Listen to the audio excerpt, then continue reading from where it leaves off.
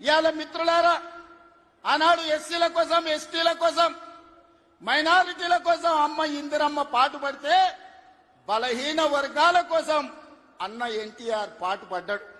ఇవాళ బలహీన వర్గాలు, పాలితులుగా ఉన్న బలహీన వర్గాలు ఈరోజు పాలకులుగా మారినరు అని అంటే అన్నగారి యొక్క ఆశీర్వాదం తెలంగాణ సమాజానికి అందబట్టే పాలితులుగా ఉన్న బలహీన వర్గాలు ఈరోజు పాలకులుగా మారినరు.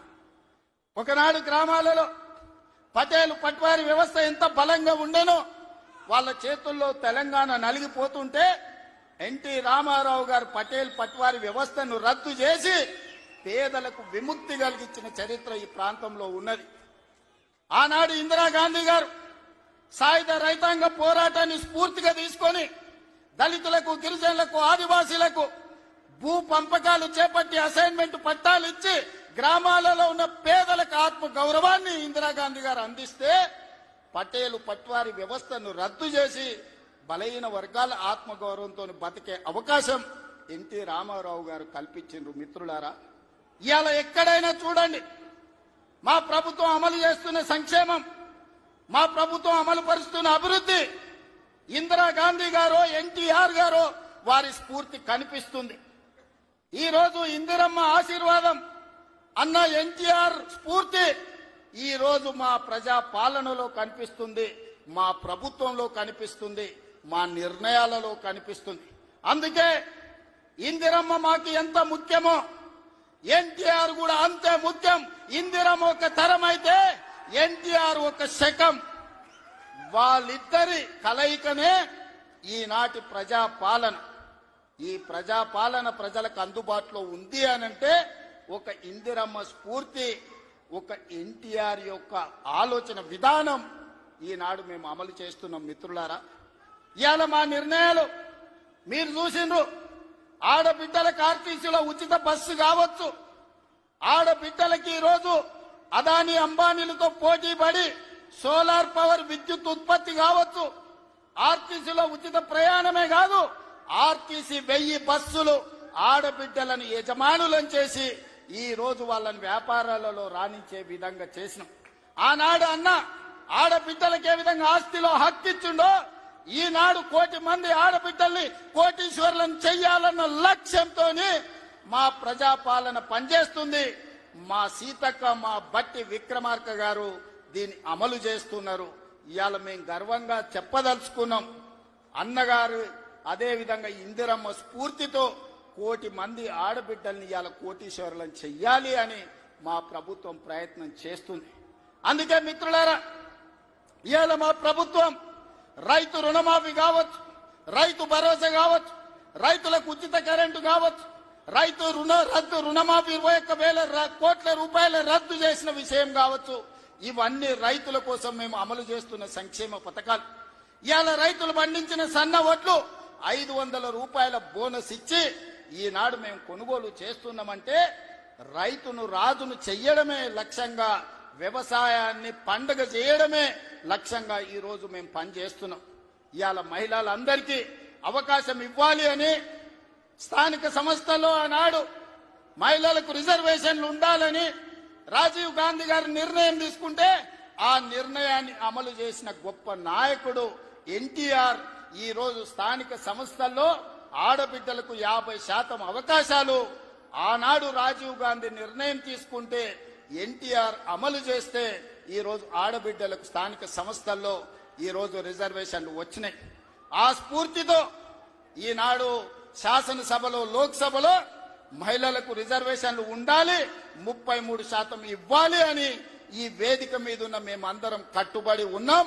రాబోయే ఎన్నికలు 33% రిజర్వేషన్లు ఈ రోజు మహిళలకు ఇచ్చే విధంగా మేము ముందుకు వెళ్తామని నేను తెలియజేస్తున్నాను.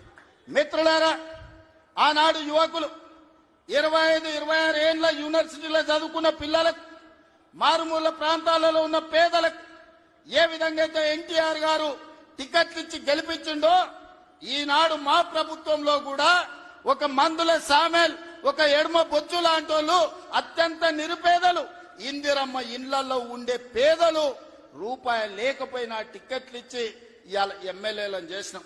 ఒక యువమిత్రుడు, క్రీడాకారుడు బాలయ్య గారి బ్యాచ్మెట్ నిజాం కాలేజీలో క్రీడాకారుణ్ణి ఇవాళ మంత్రిని చేసిన మహమ్మద్ అజారుద్దీన్ గారిని, ఈ రోజు వాకిటి శ్రీహరి కావచ్చు, యువమిత్రుడు పొన్నం ప్రభాకర్ విద్యార్థి రాజకీయాల నుంచి వచ్చిన మిత్రుడు, ఈ రోజు మంత్రివర్గంలో సహచరుడు. అంటే ఇవన్నీ కూడా యువత కోసం. ఈ రోజు రాష్ట్రంలో మొదటి సంవత్సరంలోనే 67,000 ప్రభుత్వ ఉద్యోగ నియామకాలు చేపట్టి ఈ రోజు యువకులకు ఉద్యోగ ఉపాధి అవకాశాలు కల్పించినాం. మహిళలకు 60,000 కోట్ల రూపాయల బ్యాంకు లింకేజ్ అప్పులు ఇప్పించినాం. ఈ రోజు మహిళలు వ్యాపారం చేసుకుంటూ, యువకులు ఉద్యోగాలకు పోటీ పడుతుండ్రు, రైతులు వ్యవసాయంలో లాభసాటిగా ఈ రోజు ముందుకు సాగుతున్నారు. ఇవన్నీ మీ ఆశీర్వాదంతో మీరండగా నిలబడి ఆనాడు 2023 డిసెంబర్ 7 నాడు ప్రజాపాలనను మీ ఆశీర్వాదంతో అధికారం చేపట్టి ఉప ఎన్నికలు జరిగితే కంటోన్మెంట్ అయినా జూబ్లీ హిల్స్ అయినా మీరందరూ అండగా నిలబడి గెలిపించబట్టే ఈనాడు ప్రజాపాలన ముందుకు సాగుతుంది. భవిష్యత్తులో మీరు ఇదే విధంగా అండగా ఉండాలి. ఈ సందర్భంగా చివరగా ఒక్క మాట చెప్పదలుచుకున్నా. 94 నుంచి 2004 వరకు 10 సంవత్సరాలు తెలుగుదేశం పార్టీ అధికారంలో ఉంది. 2004 నుంచి 2014 వరకు 10 సంవత్సరాలు కాంగ్రెస్ పార్టీ అధికారంలో ఉంది. 2014 నుంచి 2024 వరకు బీఆర్ఎస్ అధికారంలో ఉంది. ఇవాళ నేను చెప్తున్నా, మీ ఉత్సాహం, మీ ఊపు చూసిన తర్వాత 2024 నుంచి 2034 వరకు మాదే అధికారం. సంక్షేమాన్ని, అభివృద్ధిని అంతర్జాతీయ స్థాయికి తీసుకెళ్లే బాధ్యత మేము తీసుకుంటాం. ఎన్నో అభివృద్ధి పనులు జరుగుతున్నాయి, మీరు అండగా నిలబడండి. హైదరాబాదు నగరాన్ని అంతర్జాతీయ స్థాయిలో అభివృద్ధి చేయడానికి మేము ప్రయత్నం చేస్తున్నాం. ఆనాడు మీ రోజున ఫైనాన్షియల్ డిస్ట్రిక్ట్ కావచ్చు, హైటెక్ సిటీ కావచ్చు, వీటన్నిటినీ చంద్రబాబు నాయుడు గారు ప్రణాళికబద్ధంగా ముందుకు తీసుకెళ్లింది.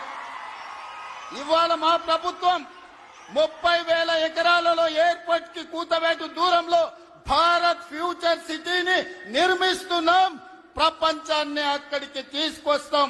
ఈనాడు మన యువత ప్రపంచ దేశాలలో దిగ్గజ కంపెనీలకు పనిచేస్తున్నారు. సత్య నాదెళ్ల కావచ్చు, శంతను నారాయణ్ కావచ్చు, అజయ్ బంగా కావచ్చు, ప్రేమ్జీ వాత్సవ్ కావచ్చు, వీళ్ళంతా హైదరాబాద్ బాయ్స్. హైదరాబాద్ పబ్లిక్ స్కూల్లో చదువుకున్న వాళ్ళు ప్రపంచ పెద్ద పెద్ద దిగ్గజ కంపెనీలకు సీఈఓలు. ఇవాళ మనం ఎక్కడికో వెళ్ళి ఆ కంపెనీలలో పనిచేయడం కాదు, ఆ కంపెనీలను ఇక్కడికి తెస్తాం, భారత్ ఫ్యూచర్ సిటీలో పెట్టిస్తాం. ఈ కంపెనీలను పెట్టడమే కాదు, అలాంటి కంపెనీలకు తెలంగాణ యువతను యజమానులను చేసే బాధ్యత ఈ ప్రభుత్వం తీసుకుంటుంది. నూతన విధానంతో ప్రోత్సాహకాలు ఇస్తుంది, యువతకు ఉద్యోగ ఉపాధి అవకాశాలు కల్పిస్తుంది. మన నగర అభివృద్ధి కోసం మీరందరూ సహకరించాలి, మీరందరూ అండగా నిలబడాలి. ఇంత గొప్ప కార్యక్రమాన్ని ఏర్పాటు చేసి ఈ కార్యక్రమాన్ని ఒక స్ఫూర్తిని నింపే విధంగా, ఒక ఇందిరమ్మను, ఒక అన్న ఎన్టీఆర్ ను స్మరించుకునే వేదికగా మార్చినందుకు మీ అందరికీ మనస్ఫూర్తిగా ధన్యవాదాలు, కృతజ్ఞతలు తెలియజేస్తూ మీ అందరి దగ్గర సెలవు తీసుకుంటున్న మిత్రులారా.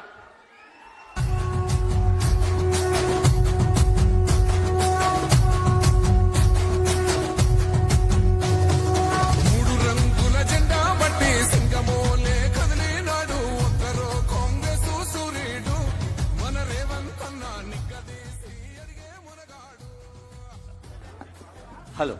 విగ్రహ శిల్పి కళారత్న డాక్టర్ రాజ్ కుమార్ వడియార్ గారికి ఆనరబుల్ సీఎం గారు జ్ఞాపకం అందజేస్తున్నారు. ఆనరబుల్ సీఎం గారికి స్థానిక ఎమ్మెల్యే గారు జ్ఞాపకం అందజేస్తారు.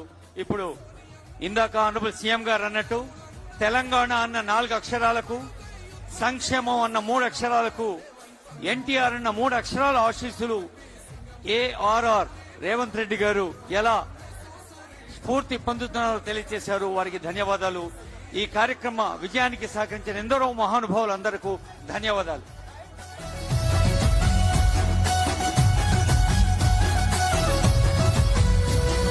దాడులెన్ని జరిగిన గాని దడువలేదు రేవంత్ అన్న, గంతకంతా ఎత్తుకు ఎదిగాడు.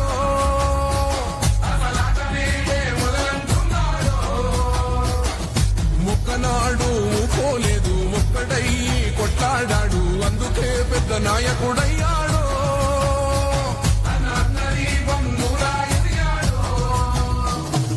అమరవీరుల త్యాగం చూసి అమ్మ సోనియ చలువతోటి వచ్చిన మన తెలంగాణ రక్షణే ధ్యేయమంటున్నాడు రంగుల జెండా పట్టి సింగమోలే కదిలినాడు ఒక్కరో కాంగ్రెస్ సూర్యుడు మన రేవంత్ అన్న నిక్కదీసి అడిగే మొరగాడు